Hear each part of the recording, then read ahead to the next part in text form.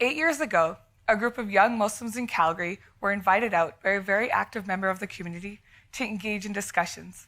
One of our main discussions revolved around the idea of what we, as a marginalized community, were going to do to change the possibilities of our future.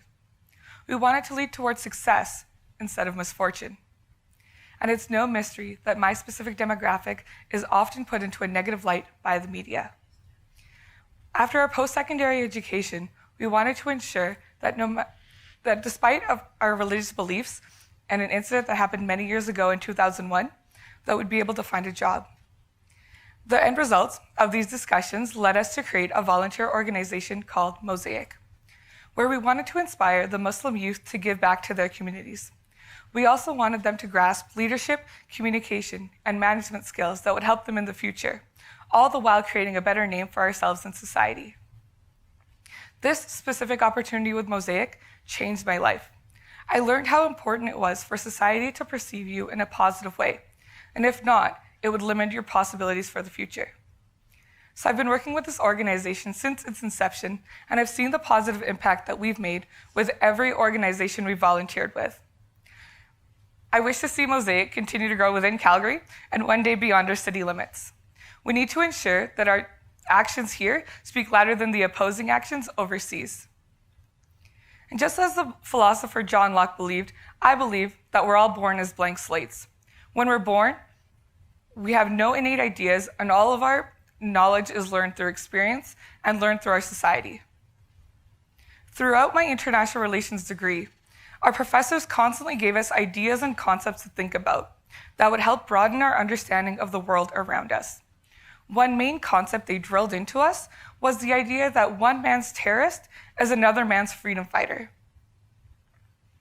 Today, I stand here in front of all of you to speak about those individuals who can stand for a call of action.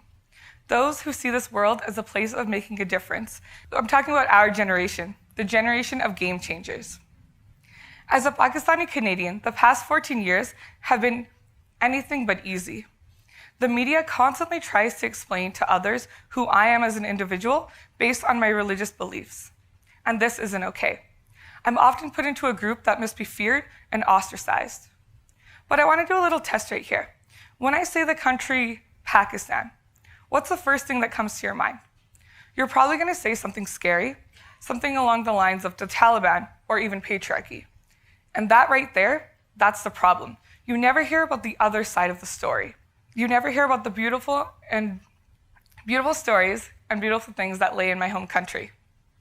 As someone who strives to make a difference in her own community, I'm often inspired by the actions of others who strive to do the same. And our generation has created our own type of virtual megaphone, allowing our voices to be heard throughout the world. This virtual megaphone is social media. And the average person spends about 6 hours a day on social media. 6 hours. That's basically 12 episodes of Modern Family you could have watched instead. But the question is, why is the media such a powerful tool in today's society? Well, the media bombards youth with ideas of gender issues, violence, social standards, and even promiscuity.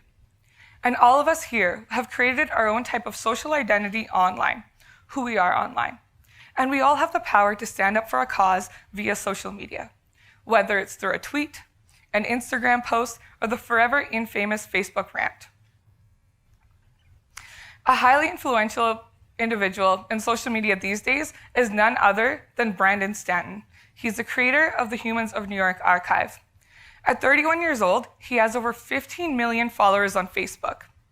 By posting a picture of an individual and a brief background story of that person featured, he's opening up a new perspective for 15 million people to understand. In his last post of the Humans of Pakistan series, he goes on to say, "It's not that terrorism, patriarchy, and violence aren't real problems in Pakistan. It's that the other 99.99% of life just doesn't make the news." And he goes on to explain that reading and becoming aware of the issues in our world is extremely important. It's just that when we solely hear about the negative stories, we start imagining a world that's much scarier than it actually is. A few months ago, we learned our world was so filled with fear and hatred. A young 14-year-old boy who had a passion for mechanics brought a homemade clock to school. And instead of being celebrated, he was racially profiled and thought to be a terrorist. Ahmed, the young 14-year-old Muslim boy. At such a young age, he learned that the world was so influenced by the media.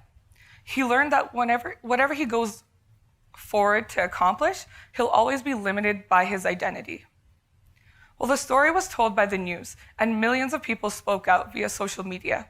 But there was a group of individuals who spoke out that grabbed the attention of average citizens. One main individual who spoke out that grabbed the attention of millions was none other than POTUS, the President of the United States. President Obama tweeted, saying that instead of being feared, Ahmed should be seen as an inspiration for other children to do what they love. And between these two stories, there's one common theme. Yes, they're spreading the truth and breaking societal barriers, but also, I believe the influence by who was telling the story was equally as important as the stories themselves. The fact that two highly influential individuals spoke out against the cause via social media spoke to a larger audience than any single telecast could have done. So how do we, as individuals, change the game in the way communities are being perceived? How do we ensure that stories relating back to the value of people versus the oppression of people are being shared on our virtual megaphones? We need a balance of stories.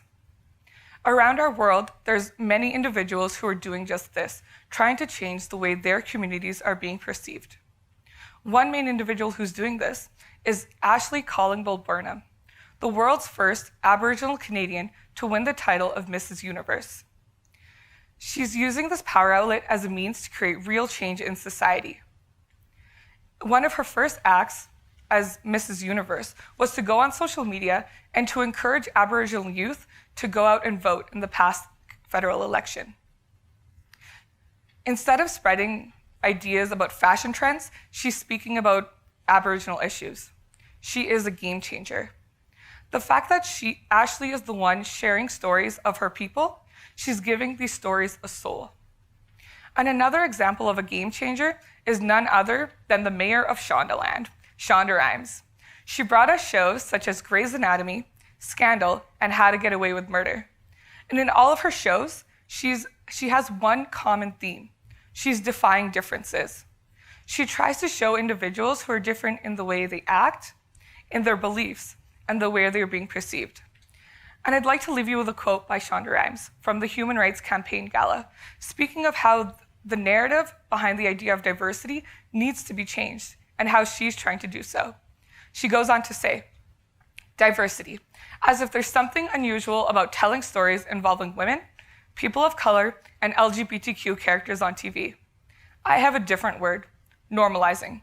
I'm normalizing TV. I'm making TV look the way the world looks. Women, people of color, LGBTQ people equal way more than 50% of the population, which means it ain't out of the ordinary. And when the truth is spoken, education will succeed, and ignorance will no longer be tolerated. Fear will no longer dictate how to judge a community based on their stereotypes. And when people of different backgrounds start holding institutions accountable and are also visible in those institutions, change will happen. We need to create a society where the hashtag All Lives Matter does not need to exist, because it's a given. These are a couple of people who have changed the rules of the game. My question to you guys is, how are you going to change the game? Thank you.